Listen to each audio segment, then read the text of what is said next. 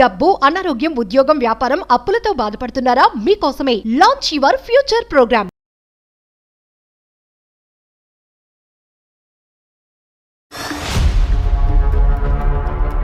అందమైన జీవితం కార్యక్రమానికి స్వాగతం. నమస్తే కళ్యాణ్ గారు. నమస్తే జయ గారు. కళ్యాణ్ గారు, అనుష అని ఒక అమ్మాయి మనకి మెయిల్ చేసింది. ఇంతవరకు మన అందమైన జీవితం కార్యక్రమంలో ఇలాంటి మెయిల్ నేను చూడలేదండి. నేను రివీల్ చేయటం కన్నా అసలు అనుష తను రెడీగా ఉంది మాట్లాడటానికి. ఫోన్లో కాల్ చేసేస్తానండి. తప్పకుండా మేడం. హలో అనుష, నమస్తే అండి. నేను జయానండి, అందమైన జీవితం ప్రోగ్రామ్ నుంచి మాట్లాడుతున్నాను. మేడం నమస్తే మేడం. నేను ఈ కాల్ కోసమే ఎదురు చూస్తున్నాను మేడం. ఎప్పటి నుంచి అసలు చేస్తారని అనుకోలేదు మేడం. డెఫినెట్గా ఖచ్చితంగా మాకు వచ్చే ప్రతి మెయిల్కి స్పందిస్తాము. కాకపోతే ముందు వెనుక ఆ ప్రయారిటీని ప్రకారం మాట్లాడుతూ ఉంటాము. రైట్, ఇంకా లేట్ చేయొద్దుమా. నాతో పాటు డాక్టర్ కళ్యాణ్ చక్రవర్తి గారు ఉన్నారు. ఎస్, మాట్లాడున్నాను. అనుష నమస్తే అమ్మా. నమస్తే సార్. ఎవరిది సమస్య? మీరే ఎట్లా నా పాపని నన్ను కలపాలి సార్. మా ఆయన కూడా నాకు కావాలి సార్. అంటే పాపను అడిగిన తర్వాత భర్తను అడుగుతున్నావు ఏంటమ్మా? నీ పెళ్ళి అయ్యి ఎంతకాలం అయింది? నీకు ఎంతమంది పిల్లలు? మీ వారు ఎక్కడున్నారు? చిన్నప్పుడు 8 years ఉండగానే నాకు మా ఫాదర్ ఎక్స్పైర్ అయ్యారు సార్. తండ్రి చనిపోయారు. అప్పటి నుంచి మా మమ్మీయే చాలా కష్టపడి నన్ను ఎక్కడెక్కడో పని చేసి చాలా కష్టపడి నన్ను డిగ్రీ వరకు చదివించారు సార్. మమ్మీ ఎంతో కష్టపడింది. ఈ రోజుల్లో ఒక అమ్మాయిని పెంచాలంటే ఎంత కష్టపడాలి సార్. ఒక అమ్మాయి, ఇంకెవరు లేరు? వేరే పిల్లలు ఎవరు లేరు? నువ్వు ఒక్కదానివే అమ్మకి? ఒక్కదాన్నే సార్. నేను కష్టపడి పెంచింది. నువ్వు ఎంతవరకు చదువుకున్నావు? డిగ్రీ చదివావా ఏంటి? డిగ్రీ వరకు చదివించింది సార్. నన్ను తండ్రి లేరు అనే లోటు లేకుండానే నన్ను పెంచింది సార్. తల్లి దైవంతో సమానం. వెనకాల ఏమైనా ఆస్తిపాస్తులు కానీ సొంత ఇల్లు అట్లా ఏమన్నా ఉన్నాయమ్మా? ఫైనాన్షియల్ ఒక హౌస్ అనేది ఉంది మేడం. డాడీ అలాగా చేసిన దాంట్లో, ఆయన సంపాదించిన దాంట్లో ఒక హౌస్ అనేది మటుకు ఉంది మనకు. అయితే మా ఫాదర్ చనిపోయాక తను వేరే పెళ్లి కూడా చేసుకోలేదు మేడం. ఇప్పుడు ఏమైందంటే తను నన్ను బాగా, నాకు ఒక మంచి సంబంధం చూసింది, పెళ్లి చేసింది. ఒక 1.5 years అయింది మేడం నాకు పెళ్లి చేసి. నాకు ఇప్పుడు ఒక 8 months పాప కూడా ఉంది మేడం. అయితే సార్ మమ్మీ నన్ను పెళ్లి చేసింది, చాలా గ్రాండ్ గా చేసింది. మంచిగా నేను పెళ్లి చేసుకుని వచ్చేసినాక ఏంటంటే తను రీసెంట్ గా ఒక 6 months దగ్గర పెళ్లి చేసుకుంది మేడం. తను కూడా ఒక రోజు వచ్చి ఇట్లాగా ఇన్విటేషన్ అది మాకు ఇచ్చి, ఇట్లా నేను పెళ్లి చేసుకుందాం అనుకుంటున్నానమ్మా అని చెప్పేసి అన్నారు. సో మేము కూడా అంతే ఓకే. తను కూడా ఇప్పుడు దాకా నా కోసం పెళ్లి చేసుకోలేదు, కష్టపడి పెంచింది, ఏ లోటు లేకుండా అన్ని నాకు ఇచ్చింది సార్. ఇల్లు కూడా అమ్మలేదు సార్. ఎందుకో పిల్ల కోసమే ఉంచుదామని అప్పు అడిగినా కూడా ఎవరు ఇవ్వకపోతే ఇల్లు కూడా తను అమ్మలేదు. పెళ్లి అనే ప్రస్తావన వచ్చిందా? లేదా నువ్వు ఎప్పుడన్నా అమ్మ నువ్వు పెళ్లి చేసుకోవచ్చు అని ఎప్పుడన్నా అన్నావా? ఇప్పుడు ఎందుకు వచ్చింది? పెళ్లి అయినటువంటి దగ్గర అసలు ఎప్పుడు లేదు సార్. తను ఎప్పుడు నాకు కూడా ఏమి షేర్ చేయలేదు. మేబీ తను కూడా చేసుకోవచ్చా లేదా అని ఆలోచించుకొని మరి డెసిషన్ వచ్చాక నాకు చెప్పిందో ఏమో గానీ ఎప్పుడు నాతో కూడా ఏం అనలేదు సార్. డైరెక్ట్ గా ఇన్విటేషన్ తీసుకుని వచ్చిన ఇవ్వటం ఏంటి? దానికి ముందు చెప్పలేదా అమ్మని ఇలా పెళ్లి చేసుకుంటున్నాను, పెళ్లి చేసుకోవాలని అనుకుంటున్నాను? అసలు ఆ వ్యక్తి ఎవరు? ఈ వయసులో నిన్ను చేసుకోవటానికి ఎవరు ముందుకు వచ్చారు? నువ్వు ఇష్టపడ్డావా, అతను ఇష్టపడ్డారా? అసలు మీ ఇద్దరు పరిచయం ఎప్పుడు అనేది బేసిక్ ఈ కంటెంట్ అనేది అమ్మ నీకు ఎప్పుడు చెప్పలేదా? డైరెక్ట్ ఇన్విటేషన్ తో వచ్చేసిందా? ఎప్పుడు చెప్పలేదు.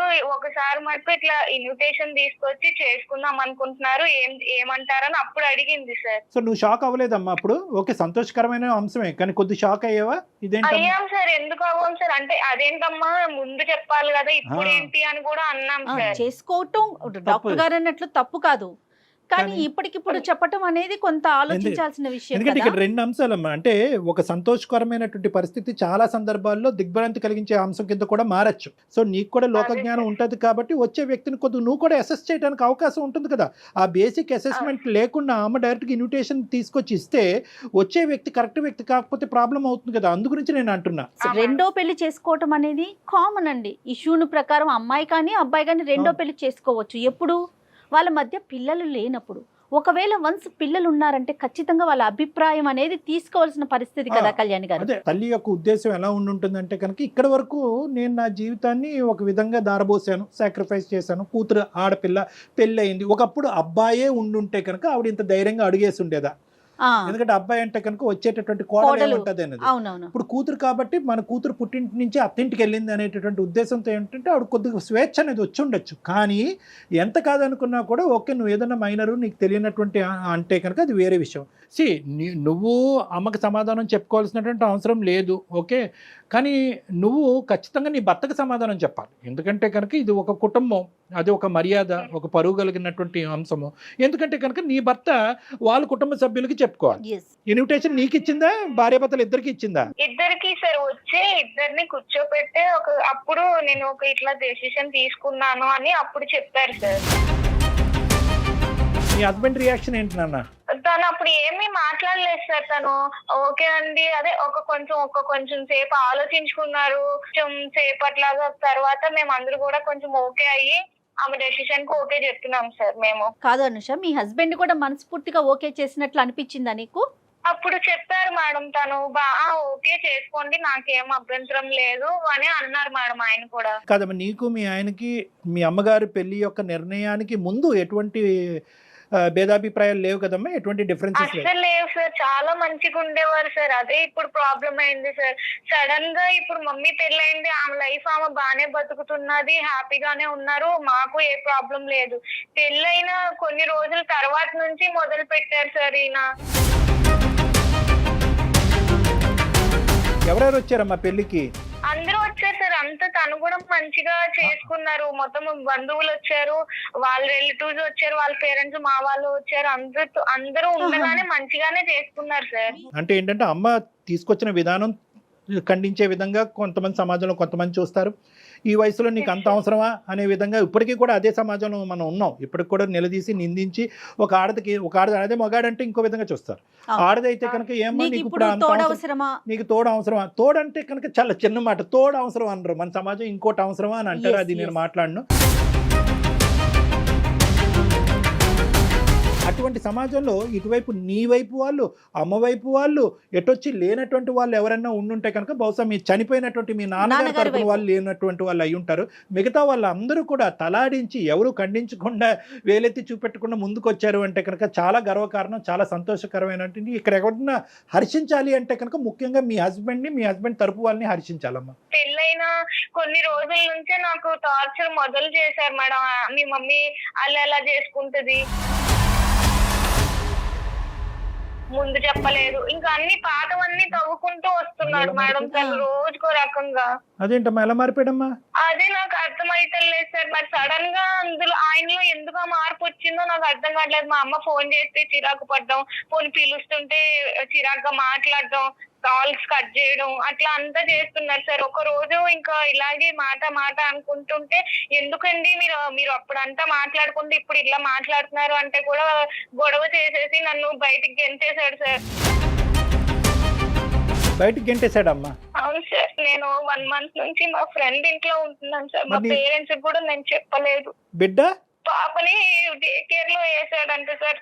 సరే 2-3 రోజుల్లో మళ్ళీ పిలుస్తారులే, కోపంలో ఉన్నారు కదా అని నేను అనుకున్నాను సార్. చంటి బిడ్డని అతను సరే డే కేర్ లో పెడతాడు, ఎక్కడ పెడతాడు కాదు, తల్లిని బిడ్డని దూరం చేయవలసిన అవసరం ఏముంది? అంత కర్కోటకమైన మనస్తత్వం కేవలం మీ అమ్మగారి పెళ్ళే దీనికి కారణమా, ఇంకేమైనా ఉందా? అదొక్కటే సార్. అసలు ఏ ప్రాబ్లము లేదు, అంతా మంచిగా ఉండే వాళ్ళం. ఇప్పుడు నా బిడ్డ మీ మమ్మీ ఇట్లా పెళ్లి చేసుకుంది, ఈ వాతావరణంలో పెరిగితే నా బిడ్డ ఏమైపోవాలి, తను ఎట్లా పెరుగుతుంది, ఏదేదో మాట్లాడుతున్నాడు సార్ నన్ను. మీ అమ్మగారు పెళ్లి కూతురు అయ్యేటప్పటికి ఎంత కాదనుకున్నా కూడా, ఎంత ఇక్కడ అక్కడ బ్యాలెన్స్ చేయాలని అనుకున్నా కూడా, ఆవిడ ఇంకో ఇంటి కోడలు అయ్యేటప్పటికి ఆవిడకి వేరే ఇంపార్టెన్స్ పెరిగింది. అక్కడ ఆ భర్తను చూసుకోవాలి, కొత్తగా వచ్చేటటువంటి భర్తను చూసుకోవాలి, వచ్చేటటువంటి ఆ కుటుంబానికి మర్యాదలు చేసుకోవాలి. సో బహుశా ఈ బ్యాలెన్స్ చేసుకోవటంలో ఎక్కడైనా అల్లుడు గారు అనే స్థానాన్ని కొద్దిగా నెగ్లెక్ట్ జరిగిందా, ఇతని ఇంపార్టెన్స్ తగ్గిందా? ఎందుకంటే కనుక ఇతని వెనకొకటి ముందొకటి వేసే వేషధారణ ఇతనికి ఉంది అనేటటువంటిది నీ మాటలో చెప్పలేదు. ముందు నుంచి మేము బాగానే ఉన్నాం, ఎక్కడో చోట అతను నెగ్లెక్ట్ చేయబడ్డాడా, హర్ట్ అయ్యాడా, అతని మనసు గాయపడిందా? ఎంత గాయపడినా కూడా చంటి బిడ్డను దగ్గర పెట్టుకుని తల్లిని మెడపట్టుకుని బయటకు కంటడం అనేది అది మూర్ఖత్వం. మీ అత్తగారు మామగారితో ఏమన్నా మాట్లాడి ఇక్కడ జరిగే పరిస్థితిని వివరించావా? లేదు సార్. అసలు వాళ్ళకు కూడా ఏం చెప్పలేదు సార్. మేము ఎవరికి చెప్పలేదు. అమ్మ వాళ్ళకి చెప్తే తనే ఏదో ఇప్పుడిప్పుడే తను ఏదో పెళ్లి చేసుకుని ఇన్నాళ్ళు కష్టపడి పెళ్లి చేసుకుని హ్యాపీగా ఉంది, తనని ఎందుకు డిస్టర్బ్ చేయడం అని నేను అదేంటమ్మా, తనకు కూడా నువ్వు- ఏమీ చెప్పలేదు. నువ్వు చంటి బిడ్డని అక్కడ వదిలేసి ఇంట్లోంచి బయటకు అడుగు పెడితే కనుక నెల రోజులు అయ్యిందని అంటున్నావు. నువ్వు ఎక్కడున్నావు అన్నది మీ అమ్మకి తెలియదా? నీ బాధను మీ అమ్మకి చెప్పుకోవా? చెప్పాలి కదా అనుష. చెప్పలేదు సార్, నేను ఎందుకు అమ్మని డిస్టర్బ్ చేయడము అని చెప్పి నేను చెప్పలేదు. అలా కదమ్మా, అమ్మ అడుగుతుంది కదా, బిడ్డ ఏడు పినిపించట్లేదు, అల్లుడు గారు ఎక్కడున్నారు, అల్లుడు గారితో మాట్లాడాలి, వీడియో కాల్ చేస్తే బిడ్డను చూస్తాను అని అమ్మ అంటది కదా. మరి ఇవన్నీ ఎలా దాచిపెట్టావు ఈ నెల రోజులు? అంటే తను కూడా ఏమి నాకు ముందు చేసినంతలాగా కాల్ అది చేయటం లేదు సార్.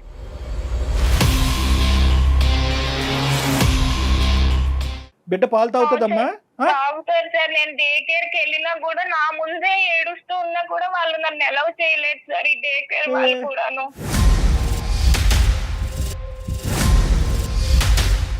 కాదమ్మా, ఇప్పుడు మాకు చేయటం వెనకతలు నీ భర్తతో మాట్లాడమన్నా మీ తల్లితో మాట్లాడాలి? ఇప్పుడు మేము మా హస్బెండ్ తోనే మాట్లాడాను సార్. అసలు ఎందుకు అలా ఉంటున్నారు, ఆయన ప్రాబ్లం ఏంటో మీరే క్లియర్ గా కరెక్టే మాట్లాడతాము.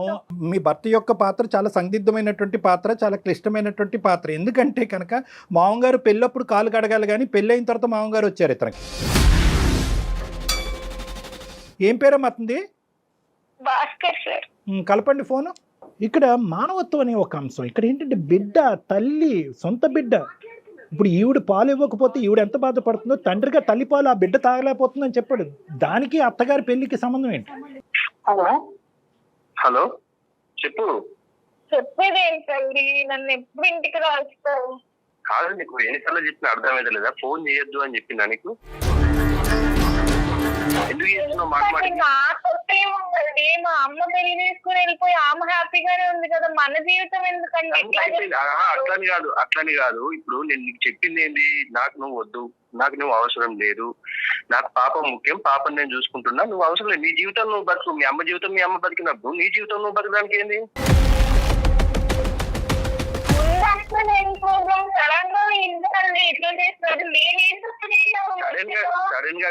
సడన్ గా చేసింది మీరు సడన్ గా చేసుకొని మీరు కట్టలు పడి మీరు ఇది చేసుకుంటే దానికి నేను ఎట్లా బాధ్యత అవుతా?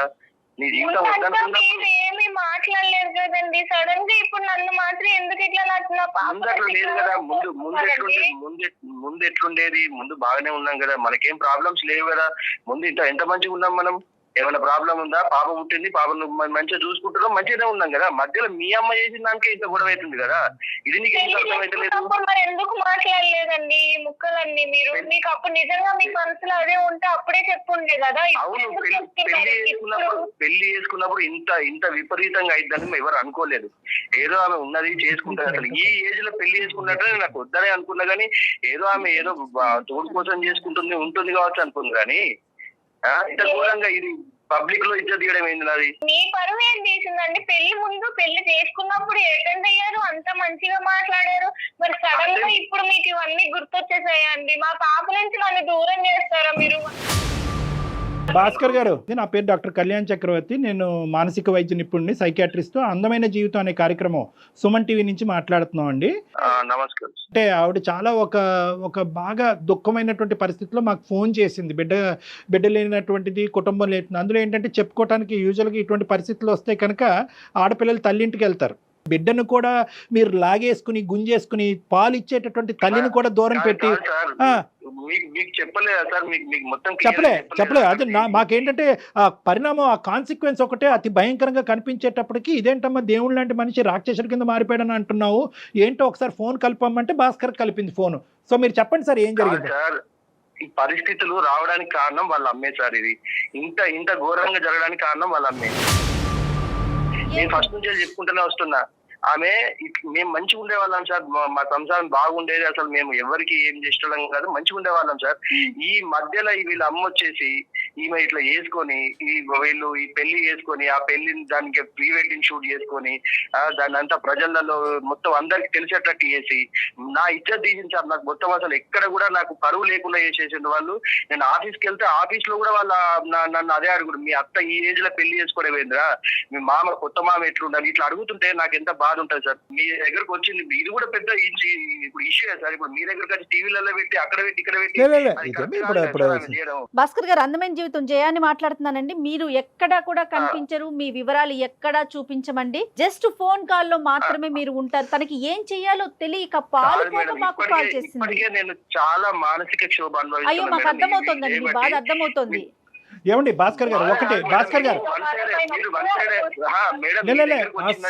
అస్సలు సమస్య లేదు. 2.5 సంవత్సరాలు బట్టి 1 సైడెడ్ ఎక్కడా కూడా మేము లేదు.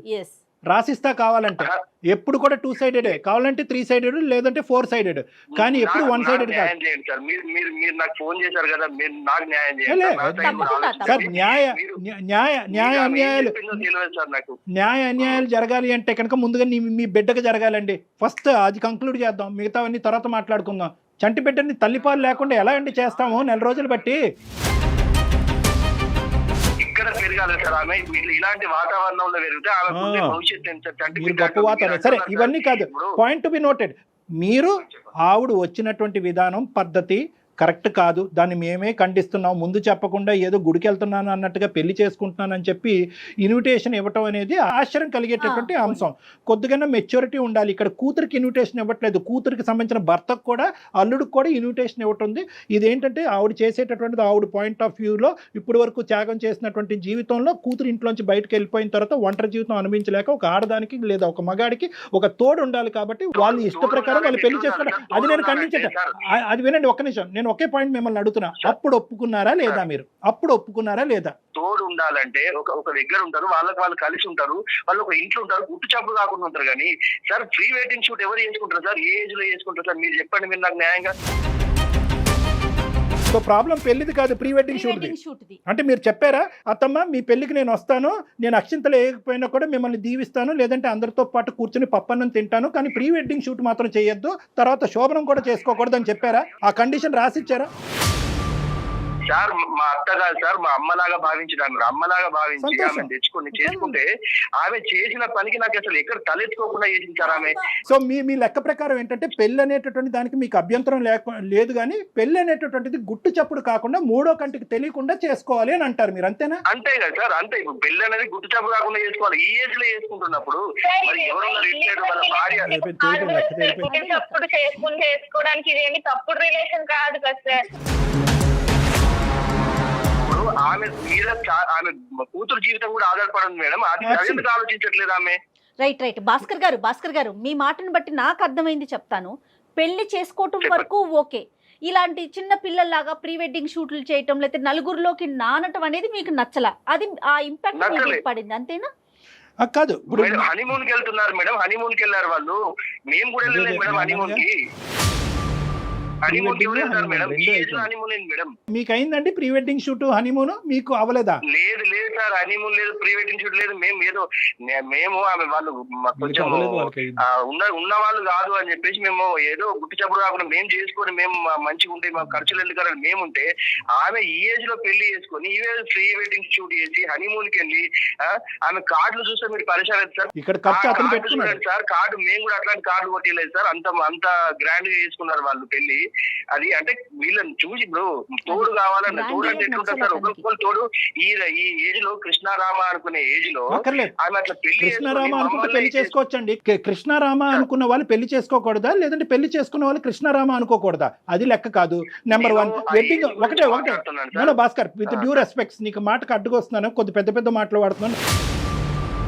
నాకంటే చిన్నవాడివి, ఒక 2 మాటల్లో నేను కరెక్ట్ చేయాలి. ఎందుకంటే ఇప్పుడు వరకు నిన్ను దేవుడు అన్నట్టే మీ ఆవిడ చెప్పింది, దేవుడు అన్నట్టే మేము ట్రీట్ చేయాలనుకుంటున్నాం. ఇక్కడ ప్రాబ్లం ఎక్కడ వచ్చిందంటే పెళ్లి వల్ల ప్రాబ్లం వచ్చలేదు, పెళ్లి చుట్టూరు ఉన్న గ్రాండియో ఉంది చూడండి. అంటే ఏంటంటే ఆ హైఫైడ్ పెళ్లి, అది ఖచ్చితంగా మీ పెళ్లి కంటే అది ఓవర్టేక్ చేసింది. అది బహుశా ఏంటంటే మీ అత్తగారు నిలవరించవలసింది, ఏమండి ఇంత హైఫైడ్ వద్దు, మనం ఏదో రొటీన్గా చేసుకుందాం అని చెప్పి వాళ్ళ భర్తకు చెప్పి ఉండొచ్చు. ఇక్కడ ఖచ్చితంగా వచ్చినటువంటి ఖర్చు ఎవరు పెట్టారు అంటే కనుక అతను పెట్టుకున్నాడు. ఇప్పుడు ఏంటంటే అతని మాట మీ అత్తగారు కాదనలేకపోయిందేమో.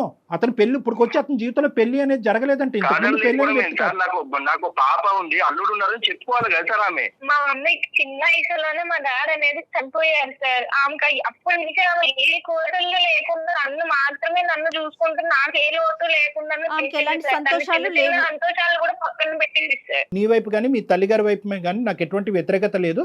కానీ ఒక్కటమ్మా, ఇక్కడ కుటుంబం సంప్రదింపు ఈ 2 పదాలని అమ్మ గీత దాటేస్తుందమ్మా. ఒక కుటుంబం అనేటటువంటిది, పెళ్లి అనేది ఒక కుటుంబం, తల్లి కావనియండి, కూతురు కావనియండి, పెళ్లి అనేది ఒక సాంప్రదాయబద్ధమైనటువంటి ఒక కుటుంబానికి సంబంధించినటువంటి ఒక వ్యవహారం. అమ్మ గుట్టుగా పెళ్లి చేసుకోవటం అనేది నేను ఏకీభవించకపోయినా అట్లీస్ట్ ఏంటంటే కనుక బయటకు వచ్చి నలుగురికి చెప్పేటటువంటి వ్యక్తి ముందైనా చెప్పాలి. జరిగేటటువంటి కార్యక్రమాల గురించి అమ్మ ఫస్ట్ మ్యారేజ్ జరుగుతుందమ్మా, లేదంటే దాని ముందు ఏదో షూటో గీటో జరుగుతుంది, తర్వాత ఈ కార్యక్రమం ఉండబోతుంది. ఇలా చేసుకుంటే కనుక ఆర్భాటం ఎక్కువ అవుతుందేమో, అందరు కన్ను పడుతుందేమో, నలుగురు 4 విధాలుగా మాట్లాడుకుంటారేమో. నాకు అలా మాట్లాడుకున్నా నాకు అభ్యంతరం లేదు. నా కూతురుకు సంబంధించినటువంటి కుటుంబ సభ్యులు అలా మాట్లాడకూడదనే ఆలోచన నాకుంది. నీ అభిప్రాయం ఏంటమ్మా? 2 స్టేట్మెంట్స్ మీ అమ్మగారు మాట్లాడుంటే ఈరోజు ఈ సమస్య లేదు. అంతే కదా సార్, మరి మీరు చెప్పే కరెక్టే సార్, అట్లా చెప్పాలి సార్. వాళ్ళకు అర్థం కావట్లేదు. అంటే వాళ్ళని కలిపి మీరు విడిపోతారా? మేడం ఇప్పటి వరకు జరిగింది చాలు మేడం. నా పాప జీవితం ముఖ్యం, నాకు పాప భవిష్యత్తు ముఖ్యము. ఈ పాప ఆమె దగ్గర పెరిగితే మాత్రం అట్లనే తయారైంది. ఏమన్నా అర్థం ఉందా? ప్రీ వెడ్డింగ్ షూట్, హనీమూన్ జరగకపోతే అక్కడ ఆవిడ దగ్గర పెరగచ్చు. పెళ్లి చేసుకున్న వ్యక్తి ప్రీ వెడ్డింగ్ హనీమూన్ చేసుకుంటే మాత్రం పెళ్ళి అక్కడ అది చండాలమైన కుటుంబం. ఆ కుటుంబంలో నీ కూతురు పెరిగితే చెడిపోద్ది. ఏం లెక్క అయ్యా ఇది? ఏ కాలంలో ఉన్నాం మనం? అయినా వాళ్ళు మాతో కూడా లేరు, ఎక్కడో వేరే ఊరు వెళ్ళి బతుకుతున్నారు మేడం. అప్పుడప్పుడు ఫోన్లు మాట్లాడుకుంటాం. నీ కోపం ఉండొచ్చు భాస్కర్, నీ కోపం ఉండొచ్చు. మీ అత్తగారితో మాట్లాడటం మానేసాయి. ఏమైనా ఉంటే మీ అమ్మ చనిపోయింది అనుకో, మీ నాన్న చనిపోయారు, మీ అమ్మ చనిపోయింది అనుకుని మొదలెట్టుకున్నాడు సార్. భాస్కర్, నువ్వు నీ కోపం ఉంటే నాకు ఎటువంటి అభ్యంతరం లేదు. మీ అత్తగారితో మాట్లాడటం మానే, మీ సోకాల్డ్ మామగారితో అస్సలు మాట్లాడొద్దు. కానీ దానికి ఈ అమ్మాయి ఏదో ముందొచ్చి దగ్గరుండి పెళ్లి చేసినట్టుగా, ఈ అమ్మాయి మొత్తం ప్రీ వెడ్డింగ్ డిజైన్ అంతా చేసినట్టుగా, హనీమూన్కి ఈ స్పాట్ మీరు డిసైడ్ చేసుకోండి అని ఈ అమ్మాయి డైరెక్ట్ చేసినట్టుగా ఈ అమ్మాయిని శిక్షిస్తావేంటి? ఆ చంటి బిడ్డని పాలు లేకుండా ఆ అమ్మాయిని ఆ బిడ్డను శిక్షిస్తున్నావేంటి? ఏం మూర్ఖత్వం ఇది? నేను సొసైటీలో బతుకుతున్నా సార్. ఈ సొసైటీ తర్వాత గుర్తొచ్చిందా? పెళ్లికి తలాడించినప్పుడు అత్తమ్మ నాకు ఒక 4 రోజులు టైం ఇవ్వండి, నాకంటూ ఒక సొసైటీ ఉంది, స్నేహితులు ఉన్నారు, కుటుంబ సభ్యులు ఉన్నారు,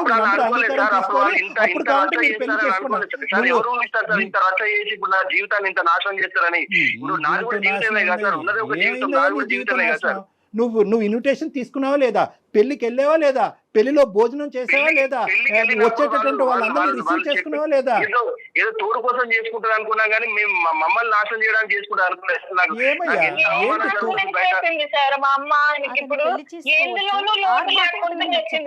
భాస్కర్, ఇప్పుడు మీరు చేసే పని ఎలా ఉందో తెలుసా? అనుషని వాళ్ళ అమ్మతో మాట్లాడటానికి లేదు. అనుష బిడ్డ దగ్గరికి, అంటే ఇటు పక్క ఇప్పుడు మీరు ఇద్దరు తల్లుల్ని వేరు చేస్తున్నారబ్బా భాస్కర్. ఆలోచించండి మేడం.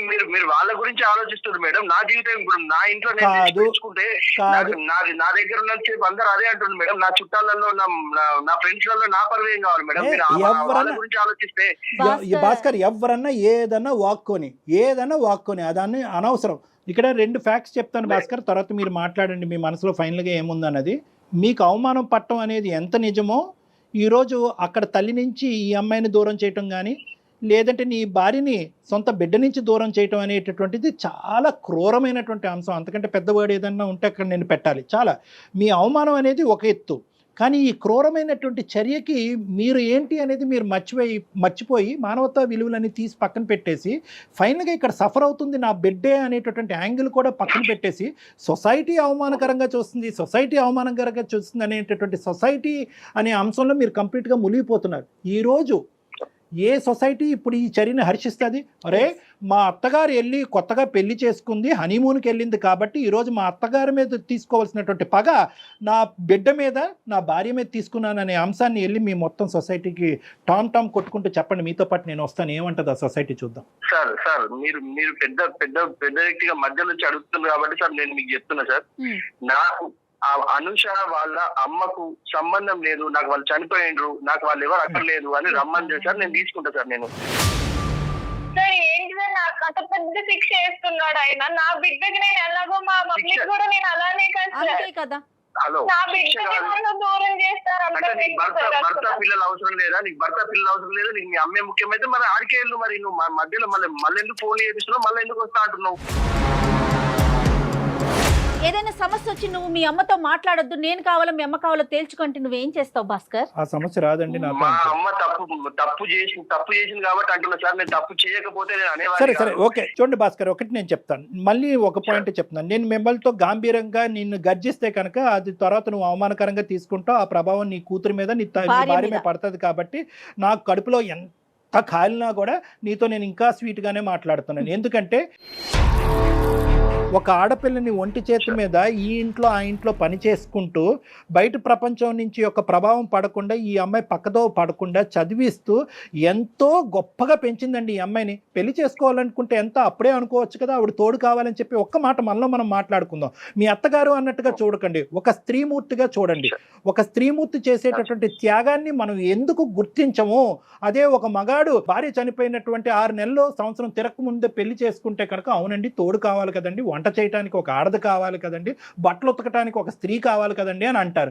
అదే ఒక ఆడది ఒక పెళ్ళి అయిన తర్వాత పెళ్లి చేసుకుంటే కనుక ఎందుకు చేసుకుంటుంది? అంత ఆర్భాటం అవసరమా? గుట్టు చప్పుడు కాకుండా చేసుకోవాలి కానీ అంత ఆర్భాటం చేసుకుని చేయవలసిన అవసరం ఏం చెప్పి ఒక పక్క నుంచి తల ఊపుతూనే ఉన్నాం పెళ్లికి, ఇంకో పక్క నుంచి ఖండిస్తూనే ఉన్నాం.